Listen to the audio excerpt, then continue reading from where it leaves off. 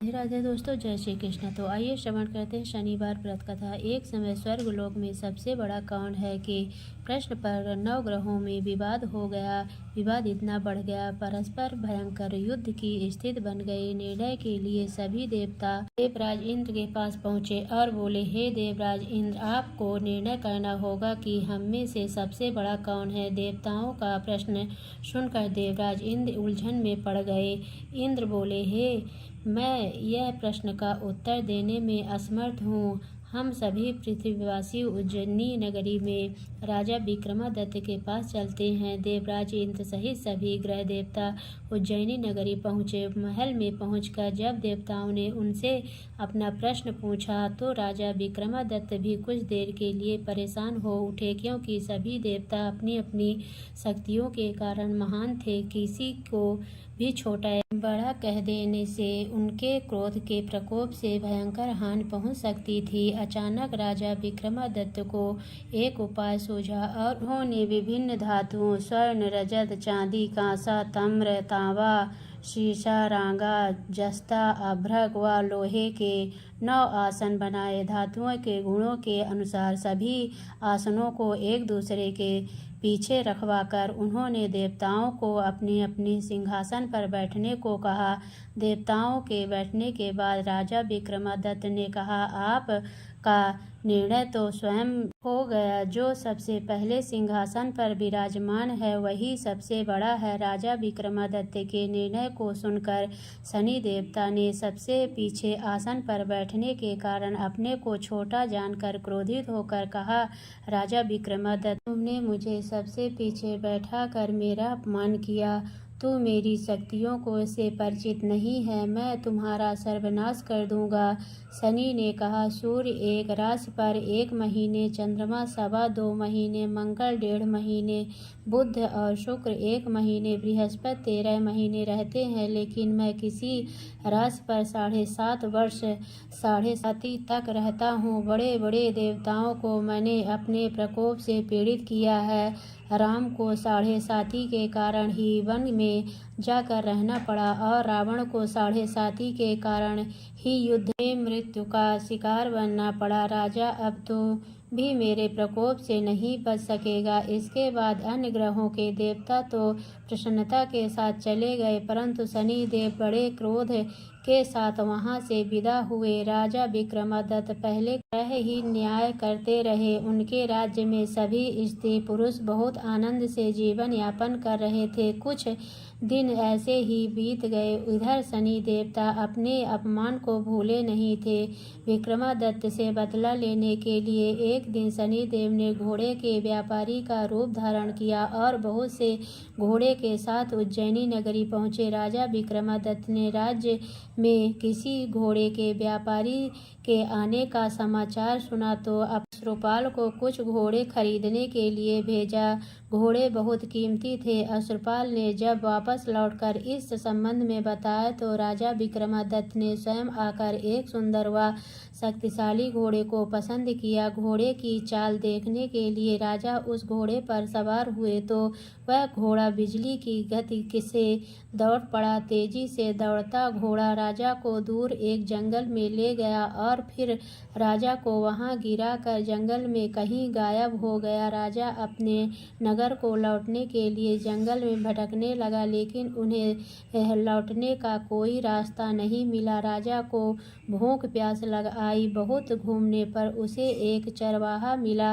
राजा ने उससे पानी मांगी। पानी पीकर राजा ने उस चरवाहे को अपनी अंगूठी दे दी। फिर से रास्ता पूछकर वहां जंगल से निकलकर पास के नगर में पहुंचा। राजा ने उस सेठ की दुकान पर बैठकर कुछ देर आराम किया। उस सेठ ने राजा को बातचीत की तो राजा ने उसे बताया कि मैं उज्जैनी नगरी से आया हूँ। राजा के कुछ देर दुकान पर बैठने से सेठ जी की बहुत बिक्री हुई। सेठ ने राजा को बहुत भाग्यवान समझा और खुश होकर उसे अपने घर भोजन के लिए ले गया। सेठ के घर से में सोने का एक हार खूंटी पर लटका हुआ था। राजा को उस कमरे में छोड़कर सेठ कुछ देर के लिए बाहर गया। तभी एक आश्चर्यजनक घटना घटी। राजा के देखते देखते सोने के उस हार को खूंटी ने निगल लिया। सेठ ने कमरे में लौटकर हार को गायब देखा तो चोरी का संदेह राजा पर ही किया, क्योंकि कमरे में राजा के अलावा कोई नहीं था। सेठ ने अपने नौकरों से कहा कि इस परदेसी को रस्सियों से बांधकर नगर के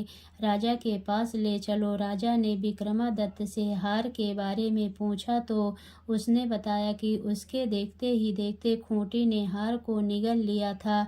इस पर राजा ने क्रोधित होकर चोरी करने के अपराध में विक्रमादित्य के हाथ पांव काटने का आदेश दे दिया। राजा विक्रमादित्य के हाथ पांव काटकर उसे जंगल की सड़क पर छोड़ दिया गया। कुछ दिन बाद एक तेली उसे उठाकर अपने घर ले गया और उसे अपने कोल्हू पर बैठा दिया। राजा आवाज देकर बैलों को हाँकता रहता। इस तरह तेली का बैल चलता रहता। राजा को भोजन मिलता रहा। शनि के प्रकोप की 7.5 पूरी होने पर वर्षा ऋतु प्रारंभ हुई। राजा विक्रमादित्य एक रात मेघ मल्लाह गा रहा था, तभी नगर के राजा की लड़की राजकुमारी मोहिनी रथ पर सवार उस तेली के घर के पास से गुजरी। उसने मेघहार सुना तो उसे बहुत अच्छा लगा और दासी को भेजकर गाने वाले को बुला लाने को कहा। दासी ने लौटकर राजकुमारी को अपंग राजा के बारे में सब कुछ बता दिया। राजकुमारी उसके मेघमल्लाह के से बहुत मोहित हुई, अतः उसने सब कुछ जानकर भी अपंग राजा के साथ विवाह करने का निश्चय किया। राजकुमारी ने अपने माता पिता से जब यह बात कही तो वे हैरान रह गए। रानी मोहिनी को समझाया, बेटी तेरे भाग्य में तो किसी राजा की रानी होना लिखा है, फिर तू उस अपंग से विवाह करके अपने पांव पर कुल्हाड़ी क्यों मार रही है। राजकुमारी ने अपने जिद नहीं छोड़ी। अपनी जिद पूरी करने के लिए उसने भोजन करना छोड़ दिया और प्राण त्यागने का निश्चय कर लिया। आखिर राजा रानी को विवश होकर अपंग विक्रमादित्य के साथ राजकुमारी का विवाह करना पड़ा। विवाह के बाद राजा विक्रमादित्य और राजकुमारी तेली के घर में रहने लगे। उसी रात स्वप्न में शनिदेव ने राजा से कहा, राजा तुमने मेरा प्रकोप देख लिया, मैंने तुम्हें अपने अपमान का दंड दिया है। राजा ने शनिदेव से क्षमा करने को कहा और प्रार्थना की, हे शनिदेव आपने जितना दुख मुझे दिया है अन्य किसी को न देना। शनिदेव ने कुछ सोचकर कहा, राजा मैं तुम्हारी प्रार्थना स्वीकार करता हूँ। जो कोई स्त्री पुरुष मेरी पूजा करेगा, शनिवार को व्रत करके मेरी व्रत कथा सुनेगा, उस पर मेरी अनुकंपा बनी रहेगी। तय काल राजा विक्रमादित्य की नींद खुली तो अपने हाथ पांव देखकर राजा को बहुत खुशी हुई। उसने मन ही मन शनिदेव को प्रणाम किया। राजकुमारी भी राजा के